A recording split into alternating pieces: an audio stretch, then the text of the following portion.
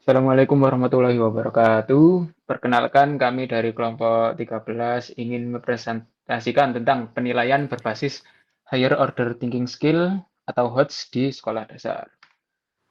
Perkenalkan anggota kelompok kami, saya Sofinari, Saya kemudian Nizar rekan saya. Nabila Cahya Dewi. Langsung kita masuk ke dalam materi sudah. Yang pertama, pengertian HOTS. High Order Thinking Skill adalah kemampuan siswa dari aspek mental yang paling memerlukan pemikiran yang tinggi. Gunawan 2003 P171 adalah proses berpikir yang mengharuskan siswa untuk memanipulasi informasi yang ada dan ide-ide dengan cara tertentu yang memberikan mereka pengertian dan implikasi baru. Kemudian masuk ke tujuan pengembangan HOTS di sekolah dasar. Meningkatkan kemampuan berpikir tingkat tinggi. Soal HOTS dirancang untuk mendorong siswa tidak hanya mengingat atau memahami LOTS atau Lower Order Thinking Skill, tetapi juga menganalisis, mengevaluasi, dan mencipta. Misalnya, penelitian menunjukkan bahwa penerapan soal berbasis HOTS pada SD mampu meningkatkan kemampuan kritis siswa. Yang kedua, mengembangkan literasi dan numerasi yang mendalam. Penelitian di SD mengembangkan soal literasi numerasi berbasis HOTS untuk memperkuat kemampuan tersebut agar siswa mampu bersaing secara global. Kemudian yang ketiga, menyesuaikan dengan perkembangan kurikulum dan kompetensi abad 21. Penerapan HOTS selaras dengan tuntutan kurikulum modern, misalnya kurikulum 2013 di Indonesia, yang menekankan berpikir kritis, kreatif, kolaboratif, dan komunikatif.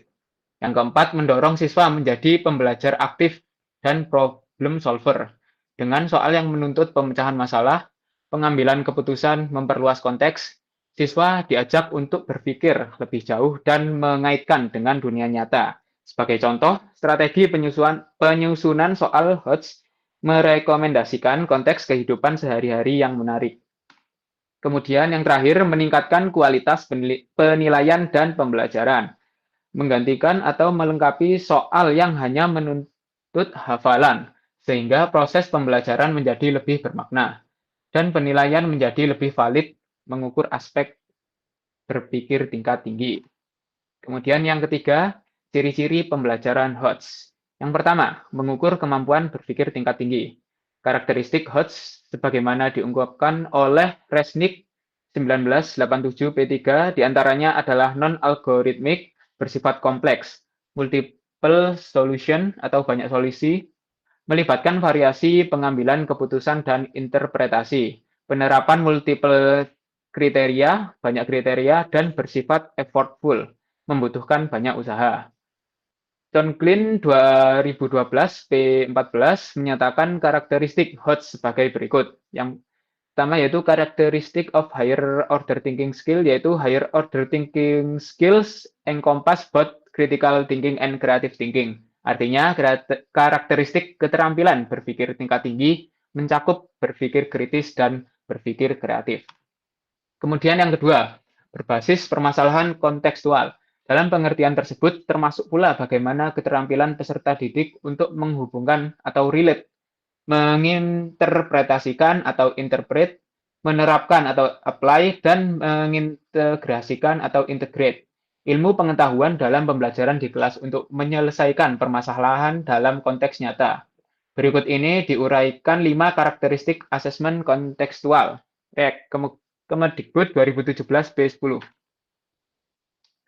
Nah, Mozainal Fanani strategi mengembangkan soal higher order thinking skill HOTS dalam kurikulum 2013. Yang pertama, relating. Assessment terkait langsung dengan pengalaman kehidupan nyata. Kemudian, experiencing. Assessment yang ditekankan kepada penggalian atau exploration, penemuan, discovery, dan penciptaan atau creation. Yang ketiga, applying. Assessment yang menuntut kemampuan peserta didik untuk menerapkan ilmu pengetahuan yang diperoleh di dalam kelas untuk menyelesaikan masalah-masalah nyata. Yang keempat, communicating.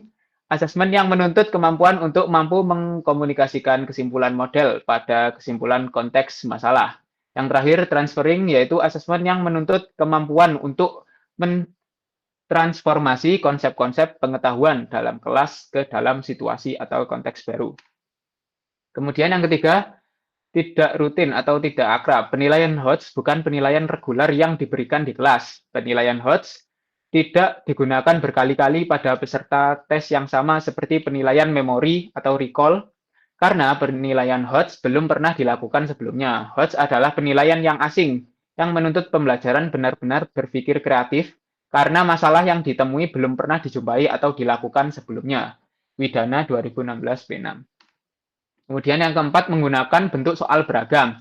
Bentuk-bentuk soal Hodge yang lazim digunakan terutama mengacu pada model tes internasional seperti Program for International Student Assessment atau PISA. Terdiri atas beberapa tipe utama, yaitu pilihan ganda kompleks, isian singkat atau melengkapi, dan jawaban singkat dan uraian. Kemudian yang pertama yaitu pembelajaran tematik terpadu dan Hodge. Masuk ke nomor 4, penerapan Hodge di sekolah dasar. Yang pertama, pembelajaran tematik terpadu dan Hodge. Kurikulum 2013 mengatur bahwa pembelajaran di SD dilakukan secara tematik atau terpadu.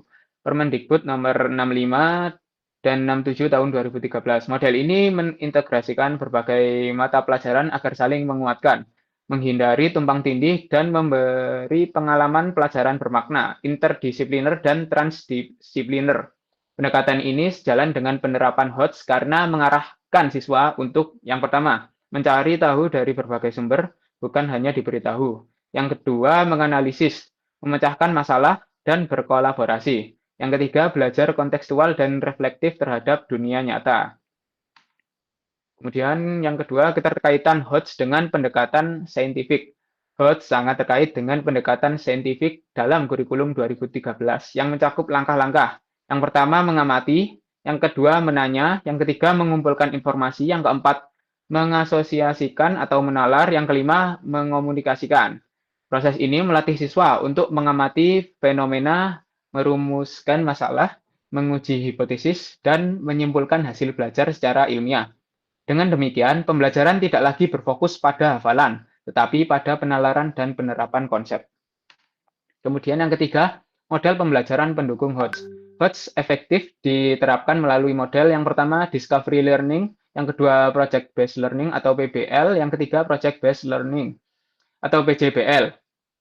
Sebagai contoh, penerapan Discovery Learning pada tema air, bumi, dan matahari menuntun siswa untuk mengamati fenomena, mengidentifikasi masalah kekeringan dan banjir, mengumpulkan data, menganalisis, berdiskusi, dan menarik kesimpulan. Proses ini menumbuhkan kemampuan analitis dan berpikir reflektif. Kemudian, hakikat berpikir tingkat tinggi. Berdasarkan taksonomi Bloom, Hodge mencakup ranah analisis, evaluasi, dan kreasi atau sintesis.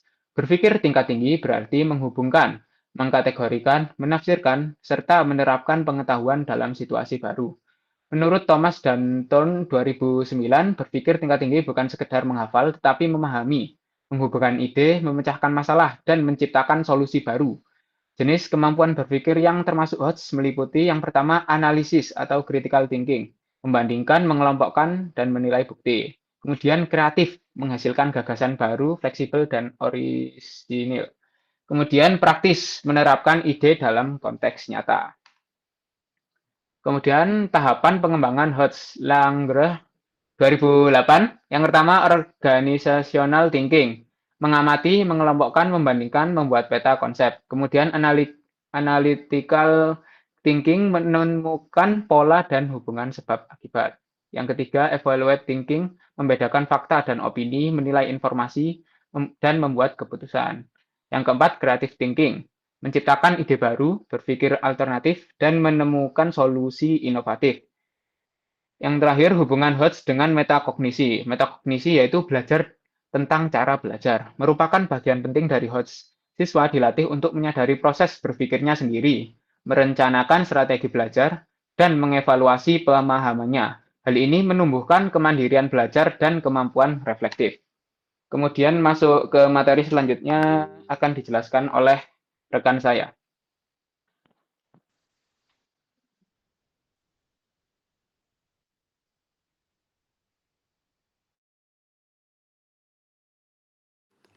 Baik, selanjutnya ada strategi guru dalam mengembangkan HOTS. Dalam dunia pendidikan, tugas guru selain merancang dan melaksanakan pembelajaran adalah melakukan penilaian. Penilaian merupakan salah satu hal krusial yang harus dilakukan setiap hari untuk mengukur tujuan pembelajaran yang telah ditetapkan mengenai keputusan terkait keterampilan dan membantu kekurangan peserta didik.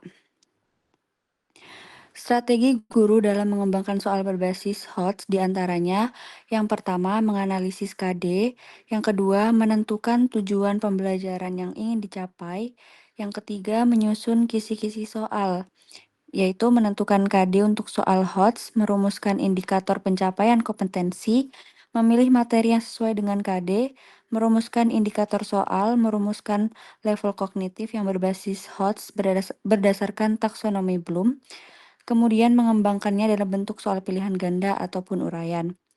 Yang keempat, memilih rangsangan untuk penghantar soal yang bersifat kontekstual. Yang kelima, menulis butir pertanyaan sesuai kisi-kisi. Yang keenam, membuat kunci jawaban. Dan yang ketujuh, melakukan analisis validitas, reliabilitas, tingkat kesulitan, dan daya pembeda butir soal. Next. Kemudian ada contoh soal atau aktivitas HOTS di SD. Ya, di sini kelompok kami mengambil contoh soal HOTS pada kelas 1 tema 3 yaitu kegiatanku. Contoh yang pertama ada di mata pelajaran PPKN. Soalnya tuliskan 3 contoh kegiatan pada sore hari yang sesuai dengan aturan di rumah. Jawaban dari pertanyaan tersebut yaitu mandi sore secara teratur, menyiram tanaman secara teratur, mengulang pelajaran agar kita semakin mengerti. Soal tersebut termasuk ke dalam HOTS dikarenakan siswa diharapkan mampu menganalisis kegiatan sore hari yang sesuai dengan aturan di rumah. Menganalisis tersebut dalam KKO taksonomi Bloom masuk ke dalam C4 yaitu menganalisis. Next. Kemudian mata pelajaran matematika. Aku adalah sebuah bilangan kurang dari 20, angka puluhan dan satuanku sama. Bilangan berapakah aku? Jawaban dari soal tersebut yaitu 11. Soal tersebut termasuk ke dalam HOTS dikarenakan siswa diharapkan mampu menganalisis angka yang sesuai dengan petunjuk soal. Menganalisis tersebut dalam KKO taksonomi Bloom masuk ke dalam C4 yaitu menganalisis. Next. Selanjutnya ada penilaian asesmen HOTS. Yang pertama, asesmen HOTS di SD memerlukan pendekatan yang berbeda dari asesmen tradisional, yaitu asesmen autentik, dengan menggunakan tugas-tugas yang mencerminkan situasi di dunia nyata, menurut Wiggins 1998. Yang kedua, ada asesmen berbasis kinerja, yaitu menilai kemampuan siswa dalam menerapkan pengetahuan dan juga keterampilan, menurut Darling, Hammond, dan Adamson 2010. Yang ketiga, portofolio, yaitu mengumpulkan karya siswa yang menunjukkan perkembangan keterampilan berpikir tingkat tinggi, menurut Paulson 1991. Yang keempat, rubrik, yaitu menggunakan rubrik yang secara eksplisit menilai aspek-aspek HOTS, menurut Brookhart 2013. Yang kelima, asesmen formatif, yaitu memberikan umpan balik berkelanjutan untuk mendukung pengembangan HOTS, menurut Black and William 2009. Next.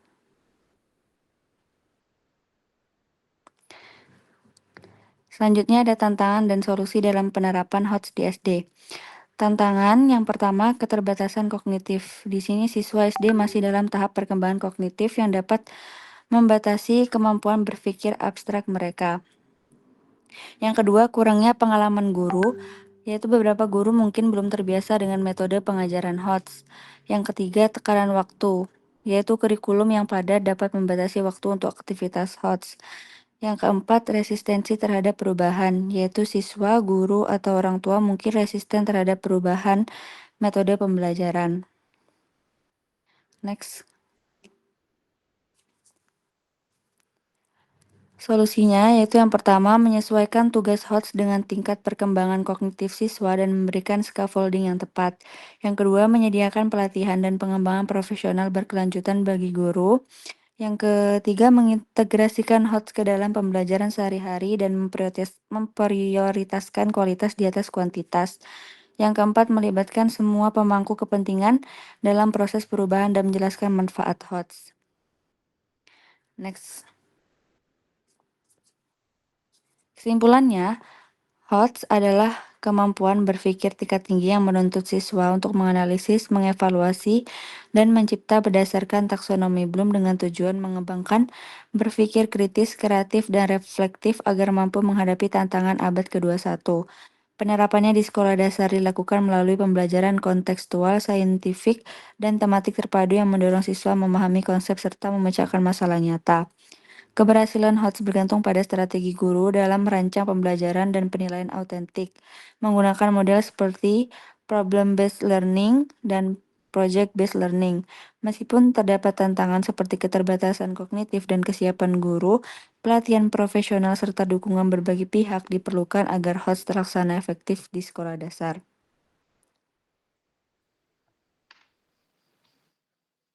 Sekian presentasi dari kelompok 13. Mohon maaf jika masih ada salah kata. Wassalamualaikum warahmatullahi wabarakatuh.